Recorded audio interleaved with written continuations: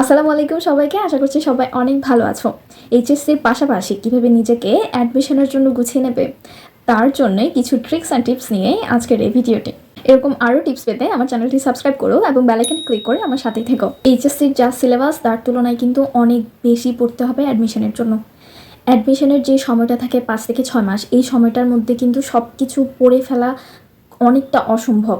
তাই তুমি যদি শুরু থেকে অ্যাডমিশনের জন্য প্রিপেয়ার করে ফেলো নিজেকে, তাহলে কিন্তু সবার থেকে তুমি এগিয়ে থাকবে। বাংলা টেক্সট বইয়ে তোমাকে অবশ্যই গদ্য এবং পদ্য এমনভাবে পড়তে হবে যেন অ্যাডমিশন টাইমে তোমার আর মেইন বই খুলতেই না হয়, যেন প্রত্যেকটা লাইন তোমার মুখস্থ থাকে। কোন কোন ক্যারেক্টারগুলো কোন কোন গদ্যতে রয়েছে বা কোন পদ্যতে রয়েছে এগুলো তোমার যেন একদমই মুখস্থ থাকে, তোমার যেন দুবার ভাবতেও না হয়, এভাবে পড়তে হবে। দ্বিতীয়ত, তোমাকে কবি পরিচিতিগুলো খুব ভালোভাবে মুখস্থ করতে হবে। সাথে তুমি চেষ্টা করবে যে কাব্যগ্রন্থ বা উপন্যাস বা অন্যান্য যত রাইটিংস আছে সেগুলো যে 4-5টা করে মেন বইয়ে দেওয়া থাকে তার থেকে তুমি আরও 3 থেকে 4টা বেশি করে মুখস্থ করার। তাতে কি হবে, অ্যাডমিশনের যে হিউজ সিলেবাস সেটি কিন্তু তুমি আগে থেকে শেষ করে রাখবে। এতে তুমি অন্যদের থেকে এগিয়ে থাকবে।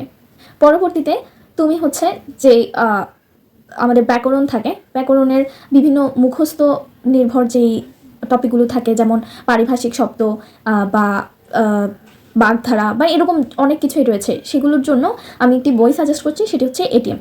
অভিযাত্রীর যে এটিএম বইটি রয়েছে একটানা মুখস্থ, তুমি সেটি পড়তে পারো।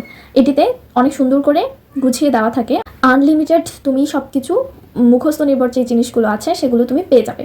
সবচেয়ে শর্টকাট ট্রিক্স হচ্ছে তোমার মেইন বইয়ের পাশাপাশি অভিযাত্রী যে বইটি রয়েছে সেই বইটি তুমি সাথে নিয়ে তার যে কবি পরিচিতি, তারপর যে শব্দার্থ, বাকি যে সব রয়েছে সেখানে ভাগ ভাগ করে খুব সুন্দর করে দেওয়া আছে, তুমি সেগুলো পড়ে নিলে কিন্তু দেখবে অনেকগুলো স্টুডেন্টের তুলনায় তুমি কিন্তু এগিয়ে থাকবে অ্যাডমিশন টাইমে। এটিএম এবং অভিযাত্রী পড়লেই কিন্তু তোমার অ্যাডমিশনের জন্য 80 to 90% প্রিপারেশন কিন্তু হয়ে যাবে।